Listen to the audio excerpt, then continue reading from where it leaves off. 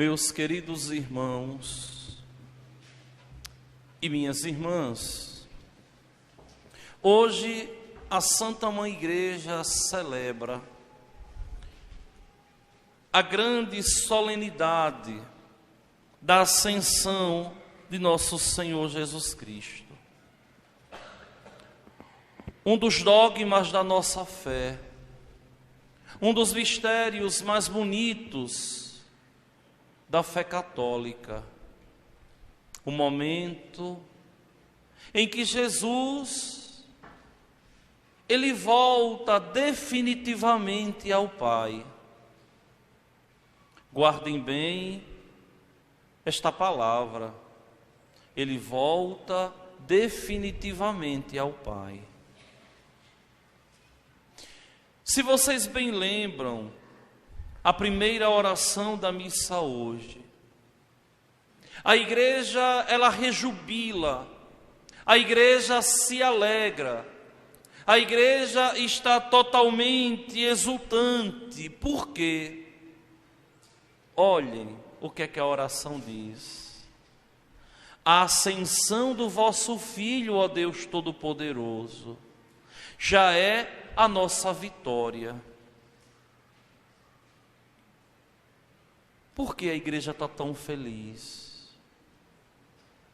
Porque nós temos no céu um igual a nós. E essa realidade vai ser rezada por nós quando, após a comunhão, nós elevarmos a oração a Deus dizendo assim: fazei que nossos corações se voltem para o alto, onde está junto de vós a nossa humanidade. A igreja se alegra por quê? Porque Deus se fez homem e levou a nossa humanidade para dentro da Trindade, unicamente por amor de Deus, unicamente pelo amor dele, unicamente por amor a nós. Antes da encarnação do Filho de Deus, a nossa humanidade não estava lá. Deus não era humano, não tinha corpo humano. Mas depois da encarnação, depois da ressurreição, depois da sua ascensão, em Deus existe um de nós. Vejam que mistério de amor. Vejam que coisa magnífica. Deus que é Pai, que é Filho e que é Espírito Santo. Deus que é homem, igual a nós em tudo, exceto no pecado. Só que vejam, queridos irmãos, vejam, queridas irmãs, a ascensão de nosso Senhor Jesus Cristo é narrada por São Lucas. É Lucas quem perfeitamente narra a ascensão de nosso Senhor, que é um dos artigos da nossa fé.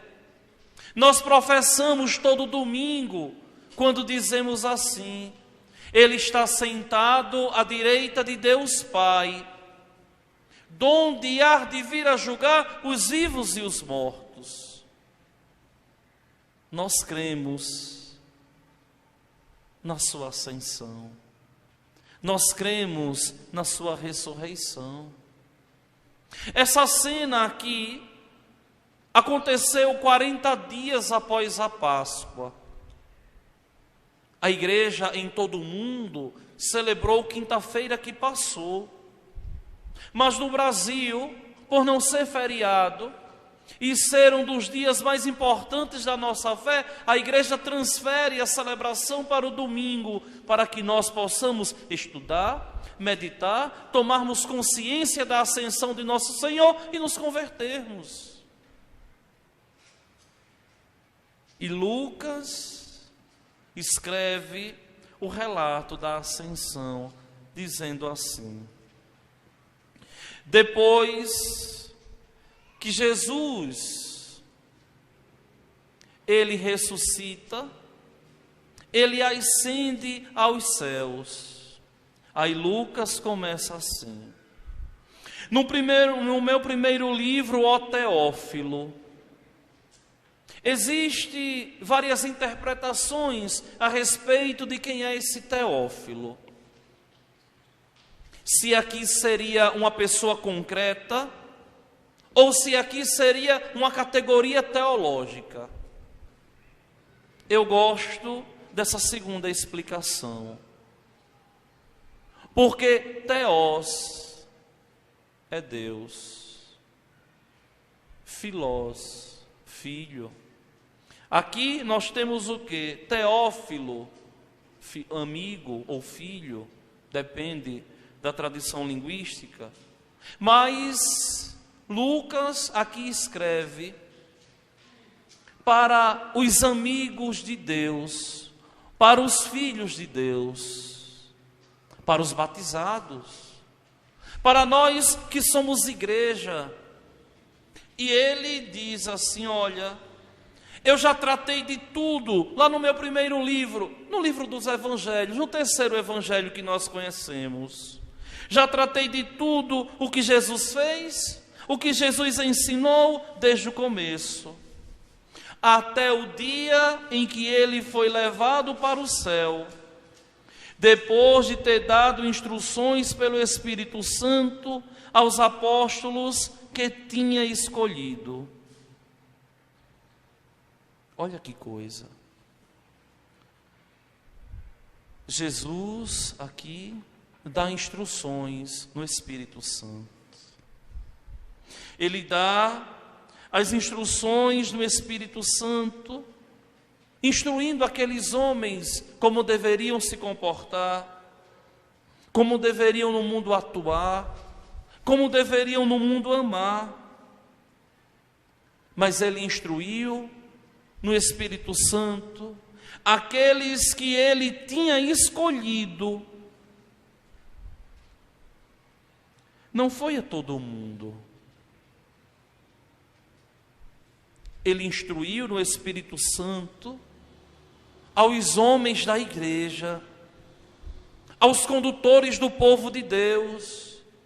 É por isso que a Igreja Católica venera os bispos, veneramos o Santo Padre, o Papa, com toda consideração, com todo respeito, porque eles de verdade são os baluartes da nossa fé. A igreja é católica porque é apostólica. A igreja se perpetua no mundo, verdadeiramente igreja de Cristo, porque nós temos validamente a sucessão apostólica. Porque um homem na igreja católica, ele não se faz apóstolo, ele não se faz bispo, ele não se dá o título, mas é a igreja movida pelo Espírito Santo de Deus, que escolhe esses homens para nos guiar. E sempre foi assim, minha gente, desde a história do antigo Israel. Desde o antigo Israel, o povo de Deus foi conduzido por homens escolhidos por Deus. E até hoje é assim. Olhem aqui, Jesus instrui pelo Espírito Santo os apóstolos que ele tinha escolhido. Foi a eles que Jesus se mostrou vivo, depois de sua paixão, com numerosas provas. Quem é um bispo? Quem é um apóstolo? É uma testemunha da ressurreição. É alguém que testemunha que Cristo está vivo e reina soberano. É por isso que a nossa igreja se alegra quando o nosso bispo está presente. É uma pena que muitos de vocês não entenderam isso ainda. E muitos não acorreram à igreja na quarta-feira, na abertura da festa, presidida pelo nosso apóstolo, pelo nosso bispo diocesano. A igreja se alegra porque tem uma testemunha viva da ressurreição, conduzida pela igreja, a dizer assim: ainda vivemos na feliz expectativa da vinda do Senhor. Ainda vivemos na esperança da vinda do Senhor. E Lucas continua: durante 40 dias apareceu-lhes, falando do reino de Deus. Aqui é importante a gente compreender que a ressurreição de Cristo é o grande fenômeno, que a ascensão de Cristo não se dá depois de 40 dias, se dá no momento da ressurreição. Acontece que muitas vezes a gente diz assim: olha, depois de 40 dias ele subiu ao céu. Mas entendam, pelo amor de Deus, o que é a ascensão. A ascensão é a subida solene, é a despedida de Jesus fisicamente. Porque se vocês param para estudar a Sagrada Escritura, vocês vão ver que Jesus, depois que ressuscitou, ele não voltou a dormir numa cama física, a viver no meio dos apóstolos como antes, não. Ele aparece e ele some. Por quê? Porque ele ressuscita e ele já está na glória. E de lá ele vem visitar-nos e volta para lá. Então, o que é a ascensão? É o momento solene em que nosso Senhor instrui e se despede dos apóstolos. É o último momento que os apóstolos contemplam Ele fisicamente em nosso meio. Não sacramentalmente, mas fisicamente. Depois da ressurreição, ele já estava na glória, ele vinha visitar-nos, provar que ele tinha ressuscitado e voltava para o Pai. E a ascensão é a sua despedida solene. Por que, Padre solene? Porque ele vai subindo, ele vai subindo, ele vai subindo, e a igreja fica olhando. As outras aparições, ele aparecia e sumia. Lembrem dos discípulos de Emaús. Lembre quando apareceu a Pedro e aos outros 500. E as outras 500 pessoas. Lembrem quando ele apareceu aos apóstolos e a Tomé. Aparecia e desaparecia. E aqui ele apareceu e subiu na frente deles. Subiu na frente deles. E Lucas continua assim. Durante uma refeição, deu-lhes esta ordem. E essa aparição aqui é em um domingo. Jesus sempre apareceu aos domingos. Não vos afasteis de Jerusalém, mas esperai a realização da promessa do Pai, da qual vós mesmos ouvistes falar. João batizou com água, vós, porém, sereis batizados com o Espírito Santo dentro de poucos dias. O que é que Jesus está falando aqui? Olha, permaneçam aí, não se afastem da Terra Santa.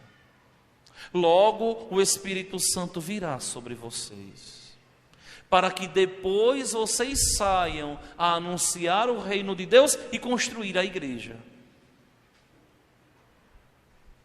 que é aquilo que domingo que vem a gente vai celebrar na igreja, a grande solenidade de Pentecostes, o momento em que o Espírito Santo vem sobre os apóstolos ali, para agora de verdade edificar a igreja de Deus.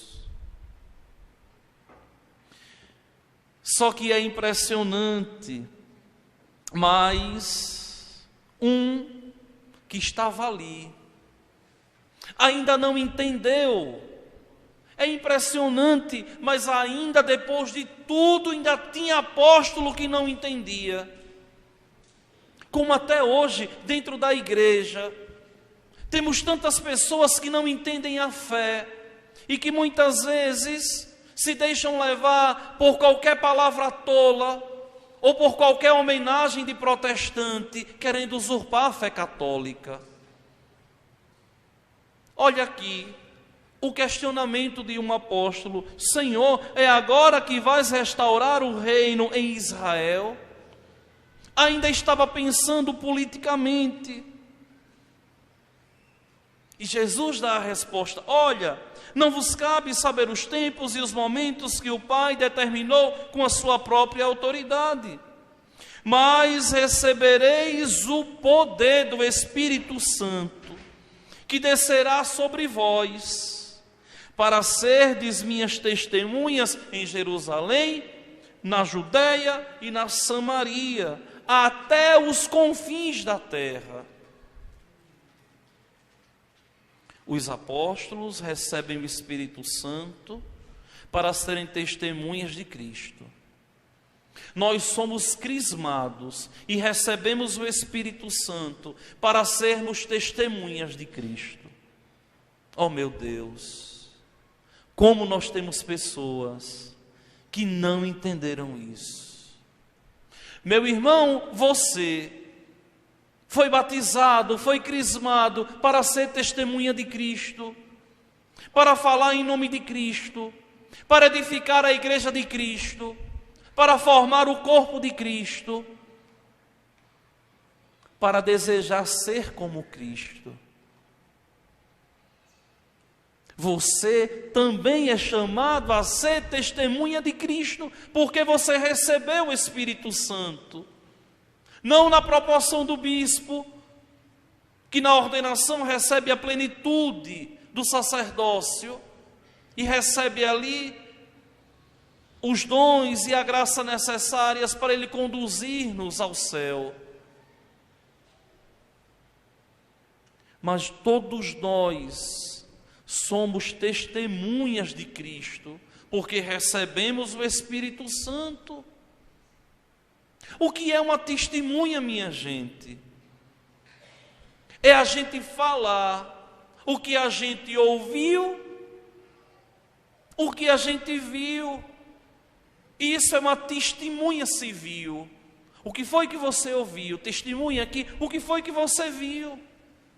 Só que no caso da igreja, no nosso caso, nós batizados, nós somos testemunhas, porque nós vimos, porque nós ouvimos e porque nós sentimos.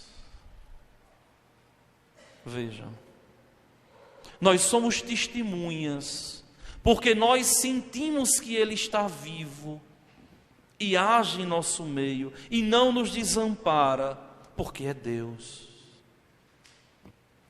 E Jesus continua aqui a sua ação. Depois de dizer isso, Jesus foi levado ao céu à vista deles. Ele foi subindo e uma nuvem o encobriu. Que nuvem é essa, minha gente? É a mesma nuvem que se abre no batismo, a Shekinah de Deus, a manifestação de Deus. É o céu aqui que se faz presente. Só que ele some da vista deles, a nuvem cobre, eles não conseguem mais vê-lo. E eu gosto desse momento aqui. Os apóstolos continuavam olhando para o céu, enquanto Jesus subia. Ficaram lá assim, eu sempre gosto de dizer, ficaram olhando o céu abobados.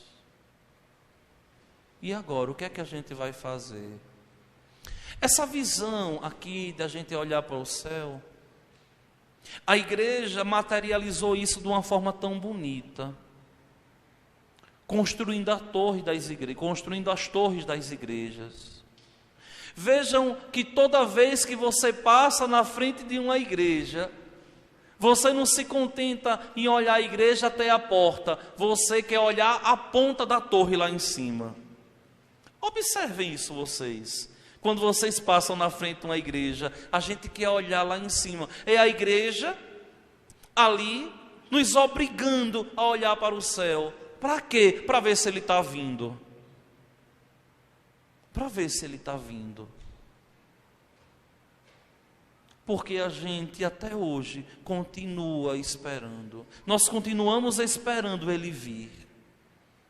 E a igreja vive até hoje assim. É por isso que quando a gente celebra a Eucaristia, que o sacerdote diz Mysterium Fidei, a gente diz, anunciamos, Senhor, a vossa morte e proclamamos a vossa ressurreição. Vinde, Senhor Jesus. Esse vinde aqui não é no primeiro momento vir na Eucaristia para o nosso coração, de jeito nenhum. É vinde, Senhor Jesus, porque estamos te aguardando. A gente aceita a tua presença eucarística, mas a gente quer a tua volta. Vem, Senhor, Maranatá. Se vocês pegam o livro dos Atos dos Apóstolos, vocês vão ver que no finalzinho a igreja continua dizendo, Maranatá, vem, Senhor. Ou seja, estamos esperando. Eu lembro de uma vez que um acólito que passou pelo nosso altar, que eu tenho muita presteza por ele, um dia ele me escutava na pregação e dizia assim para mim, ô padre, e Cristo um dia vai voltar? Eu disse, claro,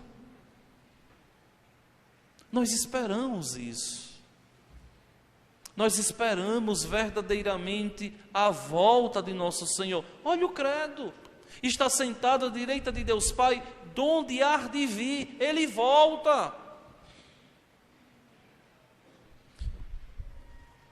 Aquela cena maravilhosa, Ele subiu, a gente nunca viu isso. Aparecem dois anjos, dois homens vestidos de branco, que disseram aos apóstolos aquilo que eu vos falei no início da missa como antífona de entrada: homens da Galileia, por que ficais aí parados olhando para o céu? Esse Jesus que vos foi levado para o céu virá do mesmo modo como vistes partir para o céu. Ele vem. Essa é a nossa fé. Só que, meus irmãos e minhas irmãs, esse texto aqui de Lucas, que é como se fosse, não é, a continuação do seu evangelho. Primeiro Lucas narra a história de Cristo, depois Lucas narra a história da igreja, que é os Atos dos Apóstolos. O que é o livro dos Atos dos Apóstolos? É a história da igreja nascendo. E os evangelhos, a história de Cristo. Aí a igreja coloca hoje a conclusão do evangelho de Mateus, que também é uma preciosidade, o texto. E aqui Mateus narra o fim para ele, que se dá como? Os 11 discípulos reunidos ali, reunidos no monte lá na Galileia, quando viram Jesus, se prostraram diante dele. É bonita a honestidade da igreja. Olha, a igreja é honesta. Veja Lucas aqui, ainda tinha apóstolo que não entendia. Olha Mateus, ainda tinha apóstolo que não acreditava, que duvidava. A igreja é honesta, relata de verdade as incongruências dos apóstolos. Um queria o reino político ali, não entendeu nada, no último momento. E o outro agora ainda duvidava se era ele. Então Jesus aproximou-se e falou. E aqui a gente vê todo o senhorio do Pantocrato. Aqui nós vemos todo o senhorio de Cristo, que se apresenta de verdade como Adonai, como Senhor, como Deus, dizendo: olha, toda a autoridade me foi dada no céu e sobre a terra. Ele tem todo o poder. O poder pertence a Ele. A glória, o louvor, a majestade, como no Apocalipse, como a gente escuta todos os anos. Na primeira leitura, do primeiro domingo de novembro, quando nós celebramos a solenidade de todos os santos, toda a autoridade, o poder, o louvor, a glória, pertence ao Cordeiro. E a gente reza todos os anos isso. Ele tem toda a autoridade no céu e sobre a terra. Só que se deixar conduzir por Cristo é deixar de verdade Cristo reinar na nossa vida. A imagem de Cristo coroada quer dizer que Ele é verdadeiramente o Rei das nossas vidas. E aí, como pastor de vocês, eu pergunto a vocês assim: será que hoje você poderia dizer que Cristo reina de verdade na tua vida? Porque muitas vezes a gente quer reinar e quer que Cristo nos sirva, como se Ele fosse nosso servo. Como assim, padre? Quando você só lembra de Deus quando está precisando de alguma coisa, e faz pedido a Deus e quer que Deus obedeça, mas é um infiel, é um ímpio, é alguém do coração impenitente, quer que Cristo sirva, mas não quer servir a Deus. Porque quando nós nos dispomos a servir a Deus, a gente não serve naquilo que a gente quer, mas a gente serve naquilo que o outro quer. Servir a Deus é eu compreender. Se o meu coordenador faz uma escala na minha pastoral, é Deus quem quer. Servir a Deus sou eu, dar um sim ao meu bispo. Servir a Deus é você escutar o Evangelho, as orientações da igreja, para a tua salvação, para a tua alma. Deixar Cristo reinar é a gente aprender de verdade a nos desgastar por Cristo, por amor a Ele, esperando em troca a nossa salvação que tanto desejamos.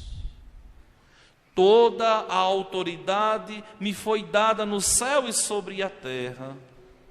E agora Ele dá aqui um mandato, uma ordem. Portanto, como conclusão disso tudo que eu vos falei, vos catequizei, os milagres que eu fiz, o que vocês viram, o que vocês contemplaram, o que vocês vivenciaram comigo, como conclusão de tudo, ide e fazei discípulos meus todos os povos. Ide e fazei discípulos meus todos os povos. O que é que a igreja faz? O que é que incansavelmente aqui eu venho pregando há 12 anos e 3 meses? O que é que a igreja continua anunciando? O amor de Cristo para fazer-nos discípulos dele. Ide por todo o mundo, fazendo discípulos meus todos os povos. E como é que a gente faz discípulo de Cristo? Batizando, como? Em nome do Pai, e do Filho e do Espírito Santo. É assim que Cristo mandou. É assim que a igreja faz. Fulano, eu te batizo em nome do Pai, e do Filho e do Espírito Santo. E essa fórmula não pode nem ser alterada. Eu não posso dizer assim: José, eu te batizo em nome do Criador, do Santificador, eu te batizo em nome do Redentor, ou eu te batizo em nome de Jesus, ou eu te batizo em nome do Espírito Santo, ou eu te batizo em nome da igreja, ou nós te batizamos. Não. Ou repetir as palavras: eu te batizo em nome do Pai, em nome do Filho, em nome do Espírito Santo. Nem mudar as palavras que Cristo deixou a gente pode. Por quê? Porque se a gente mudar, a gente não fez discípulo de Cristo aquele que a gente batizou. Olha que coisa. Até nisso a igreja é elegante, é fiel a Ele. Ele mandou assim, a gente faz assim. Só que Ele não mandou só batizar e fazer discípulos dele.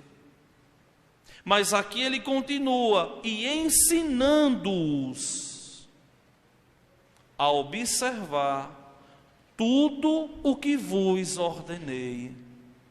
Por isso que a igreja é mater et magister, ou seja, a igreja é mãe e mestra que ensina os discípulos de Cristo a observar o que Ele nos ensinou.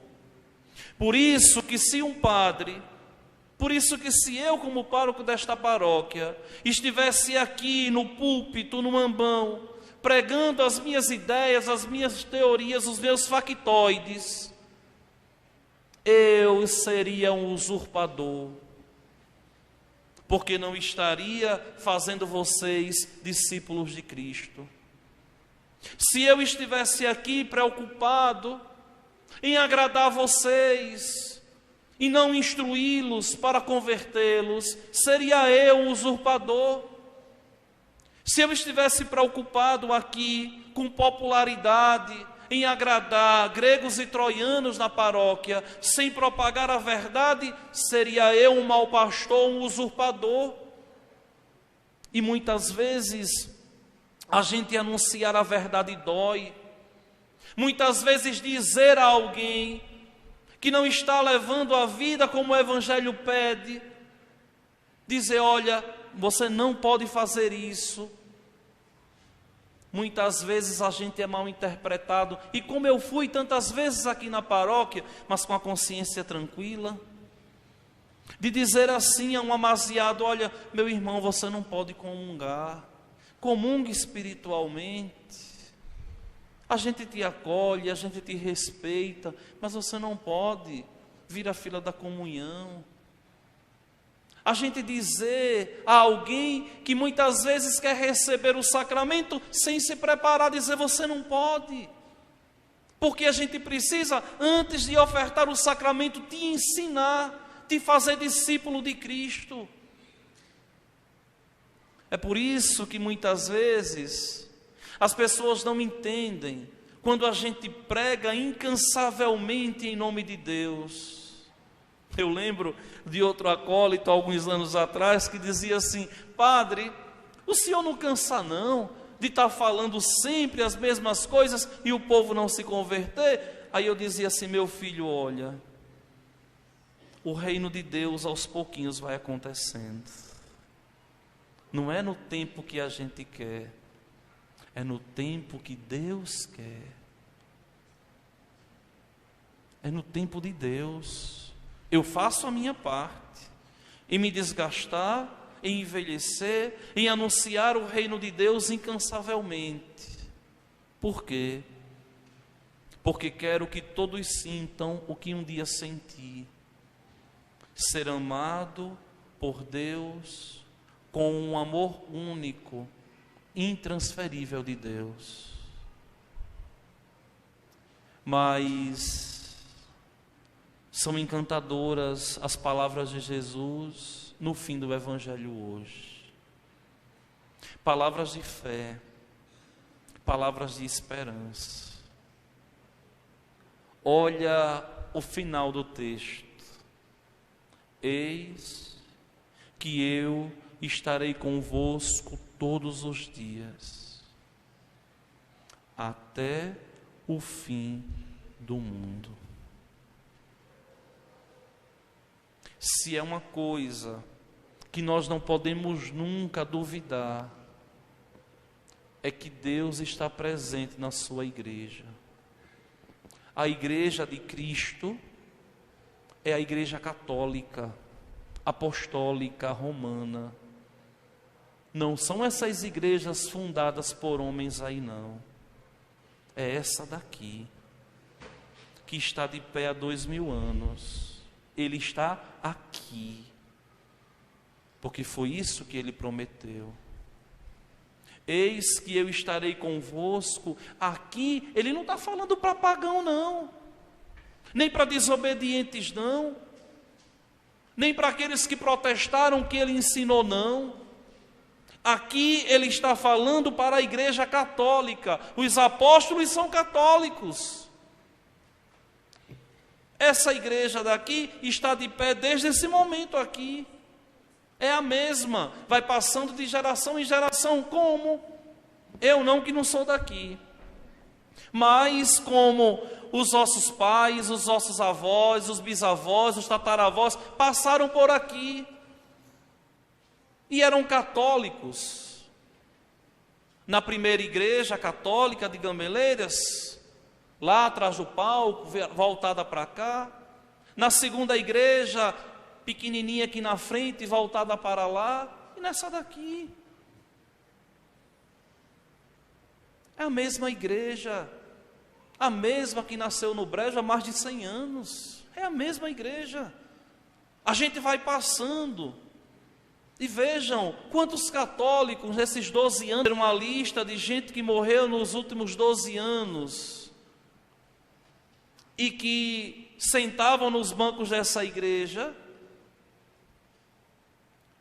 Se não der para encher, chega na metade. De tantos católicos. E a igreja é assim.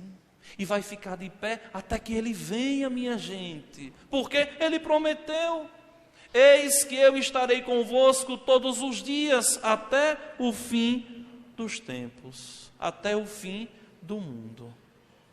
Uma vez me perguntaram assim: padre, o senhor crê no fim do mundo? Eu digo, creio. O Evangelho diz. Como é que eu não vou crer? Agora, como vai ser o fim do mundo, a gente não sabe. O que seria o fim do mundo? Eu gosto da explicação de Santo Agostinho. O fim do mundo é quando ele vier na sua glória e extirpar o pecado da terra. E essa é a nossa fé, que maravilhosamente nós celebramos. E essa nossa fé, que dignamente nós vivemos. E essa é a nossa esperança, de crermos na vinda do nosso Deus. Meus irmãos e minhas irmãs, vamos juntos ficar de pé.